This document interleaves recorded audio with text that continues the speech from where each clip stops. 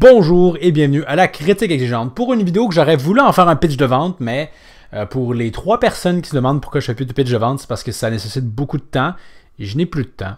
Donc voilà. Donc j'aurais voulu faire un pitch de vente sur la Nintendo Switch 2, mais faute de pouvoir le faire, j'ai quand même envie de faire cette vidéo-là parce que c'est facile et aussi parce que j'ai envie de le faire. Donc la Nintendo Switch 2, ça cartonne. À ce qui paraît, ça se vend excessivement bien. Donc, et je trouve ça vraiment dommage parce que je trouve que dans la récente année et même un peu plus avant, Nintendo, je trouve que ça ne va pas bien. Or, du point de vue artistique, créatif, malheureusement, on dirait que ça se reflète pas vraiment dans les ventes, là, mais faisons le détail de tout ce qui ne fonctionne pas et que malheureusement le consommateur continue de consommer. Hein. Donc, j'en ai parlé dans le passé, la Nintendo Switch 2, c'est zéro prise de risque, puis il faut croire que ça fonctionne. Ils disent que les gens vont juste continuer à migrer vers cette console-là. Et je trouve ça dommage, Nintendo rimait plus avec innovation dans une certaine mesure. Ici, ce qui est dans la Nintendo Switch 2 reste vraiment c'est des accessoires qui ne serviront à rien. Les affaires de souris, ça n'a pas l'air confortable, etc. Donc, je trouve ça vraiment fort dommage.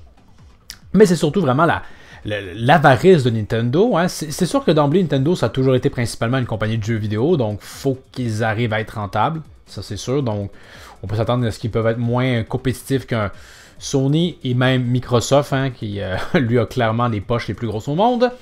Mais quand même, dans la récente année et plus, c'est fou. Là. Je veux dire, avec Nintendo Switch 2, avec les dernières consoles, généralement, depuis la Wii, il y avait toujours une espèce de démo technique qui venait avec. Généralement, je me souviens quand même que pour Wii Sports, ils s'étaient beaucoup battus pour qu'en Amérique, ça soit donné. Au Japon, c'était acheté, mais quand même.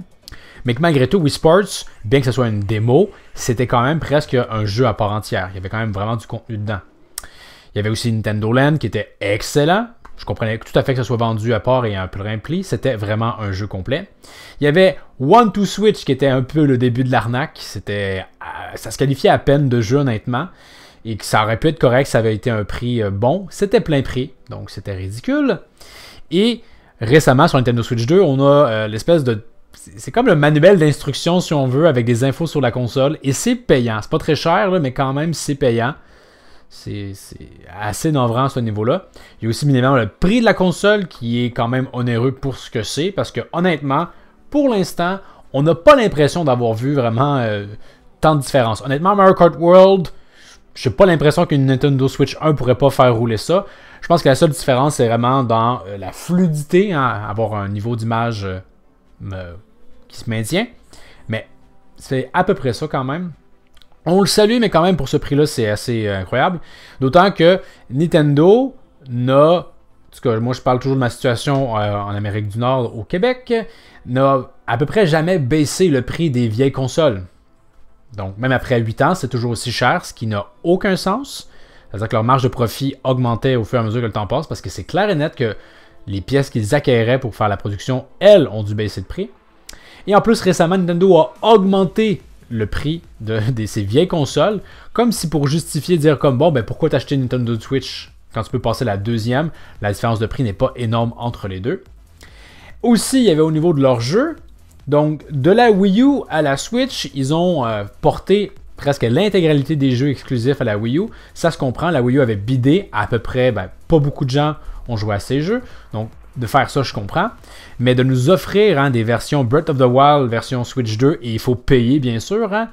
C'est là que je me dis, qui n'a pas joué à Zelda Breath of the Wild? Bon, à ce qui paraît, là, ça rame pas. Il y a peut-être cet avantage-là. Mais quand même, de faire payer, c'est un peu ridicule. Et il y en a plein de versions comme ça, avec des ajouts qui semblent quand même assez mineurs. Donc, c'est fort dommage. Et là aussi, dans le sens où on est dans le même bateau que la PlayStation 4, PlayStation 5, on dirait que pendant 2 ans, on va peut-être se taper quand même des sorties à la fois sur la Nintendo Switch 1 et la Nintendo Switch 2, faisant en sorte que c'est quoi trop l'intérêt d'avoir la Nintendo Switch 2. Pour toujours rester dans la thématique des prix qui sont abusifs, ils ont aussi tenté, dans cette nouvelle génération qu'est la leur, de augmenter le prix des jeux. Généralement, c'est ça, mais clairement, c'est surabusé, d'autant plus que Nintendo a une politique qui fait en sorte que les jeux en physique, ou même en digital après, là, vont à peu près jamais baisser de prix, convainquant l'idée qu'il faut acheter maintenant parce que plus tard, ça ne sera pas moins cher. Donc ça quand même, je pense que ça vous garantit quelque chose d'intéressant au niveau des revenus. Mais là, vous haussez encore plus le prix, c'est ridicule.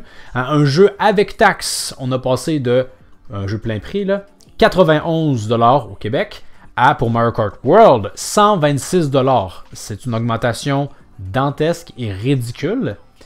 Et le pire, c'est que ça a un petit peu influencé la concurrence qui s'est dit « Hey, nous aussi, on pourrait s'essayer. » Je pense que Xbox et Sony l'ont fait et Xbox a rétracté.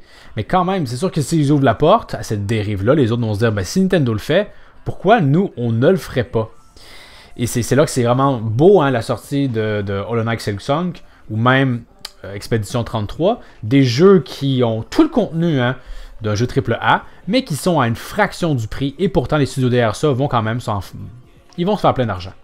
Donc, c'est un exemple de pourquoi payer si cher. C'est juste vraiment de l'avarice.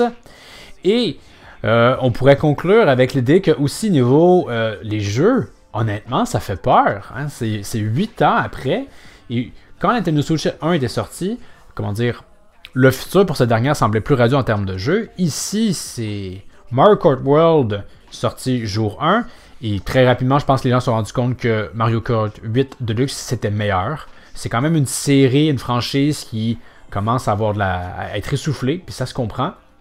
L'ajout du monde ouvert apporte à peu près rien. Et il y avait même l'idée que au lieu d'avoir 3 fois le tour d'une même piste, c'est juste une longue piste que les gens semblaient moins aimer. Donc honnêtement, bof. Donkey Kong qui est sorti a l'air sympathique. J'ai rien à redire sur ce dernier. Mais c'est quoi le futur qui s'annonce devant nous? Hein? Il y a Mario Kart Tennis, mais bon, je veux dire, comme ça sort à chaque opus, c'est pas vraiment tant un vendeur que ça. Je pense que le nouveau Fire Emblem qui a été annoncé, ok, il y a peut-être ça. Mais outrement, on n'a rien par rapport au nouveau Mario. On n'a rien par rapport à un Zelda, rien par rapport à Smash, rien par rapport à un prochain jeu peut-être de Monolith Software, hein, ceux qui ont fait Xenoblade et qui vont peut-être faire une nouvelle franchise. On a eu récemment un Pokémon, mais bon, à quoi bon en parler? Pokémon... Le pire, c'est que Pokémon ZA semblerait quand même bien satisfaire les critiques, alors que, comme toujours, ça a l'air dégueulasse et ça n'a pas l'air si exactement ça. On peut saluer qu'ils ont fait un léger changement au niveau du gameplay, mais c'est mineur. On vit dans un environnement pas très beau et très limité, donc encore une fois, c'est Pokémon qui continue à investir si peu pour une licence si rentable et c'est fort dommage. Il y a Dusk Blood, le jeu de From Software qui a l'air peut-être intéressant, on l'attend, mais autrement, c'est quoi le futur pour cette console-là? Est-ce que on aimerait avoir un peu le nouveau Splatoon, hein, une nouvelle IP Nintendo qui serait incroyable, mais pour l'instant, honnêtement, je suis un gars Nintendo en plus, là, où j'étais, mais je vois pas trop l'intérêt de m'acheter Nintendo Switch 2, vraiment pas. Mais en plus, je me dis à quoi bon, hein? Elle baissera pas de prix, les jeux baisseront pas de prix, puis les jeux ont pas l'air d'être ouf pour le moment. Or, je le redis, hein, j'en suis conscient, Nintendo, la Nintendo Switch, ça semble continuer à cartonner, mais je trouve ça dommage. Il faudrait que la Nintendo Switch, justement, son succès, c'était qu'on sortait d'un bid, donc Nintendo devait faire des efforts. Là, il n'y a pas d'efforts et le public redemande ça, mais au final, hein, comme toujours avec la critique exigeante, on perd un peu collectivement à se contenter de peu et on gagnerait tous à se contenter, à exiger ce qu'il y a de mieux. Donc, voici cette critique sur l'état actuel de la situation avec Nintendo. Donc, qu'est-ce que vous en pensez? Si vous avez Nintendo Switch 2, êtes-vous content, satisfait, déçu? Vous pouvez en faire part dans les commentaires. Pour la prochaine critique exigeante, j'en ai pas la moindre idée. Donc, on s'en reparle le moment venu. Donc, n'hésitez pas à vous abonner. Et je vous dis à la prochaine critique exigeante. $101 for a Krabby Patty? With cheese, Mr. Squidward!